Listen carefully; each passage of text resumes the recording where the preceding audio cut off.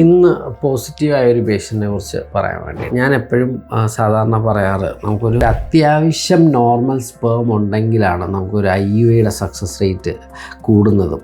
ഞാനൊരു 20 മില്യനൊക്കെ അടുപ്പിച്ചാണ് അവരുടെ sperm concentration ആണെങ്കിൽ, ഈവൻ 50 മില്യൺ എന്ന് പറഞ്ഞാൽ തന്നെ ഞാൻ 20 ഒക്കെ ആകുമ്പം തന്നെ എൻ്റെ ഒരു അനുഭവത്തിൽ അതൊരു പോസിറ്റീവ് ആവുന്നത് വളരെ കുറച്ച് പേർക്കേ കണ്ടിട്ടുള്ളൂ.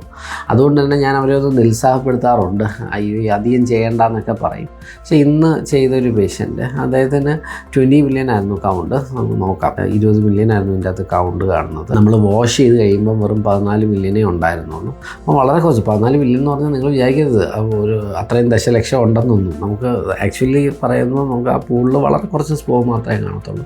ബട്ട് സ്റ്റിൽ ഇന്ന് റിസൾട്ട് വന്ന് 23-ന് റിസൾട്ട് വന്നത് β-HCG പോസിറ്റീവായിട്ടാണ്. ഇതാണ് ഞാൻ പറഞ്ഞത്, നമ്മുടെ കയ്യിലില്ലാത്ത കുറേ കാര്യങ്ങൾ നടക്കും എന്ന് പറയുന്നത്.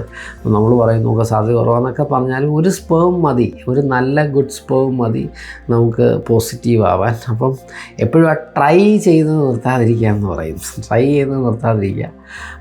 പിന്നെ ഇടയ്ക്കിടയ്ക്ക് ബ്രേക്കും എടുക്കുക. എനിക്ക് തോന്നുന്നു ഏറ്റവും കൂടുതൽ എനിക്ക് പോസിറ്റീവ് ആവുന്നത് ഞാൻ ട്രീറ്റ്മെൻറ്റ് എടുക്കുന്നതിനേക്കാൾ കൂടുതൽ ഇടയ്ക്ക് കൊടുക്കുന്ന ബ്രേക്കിലായിരിക്കും.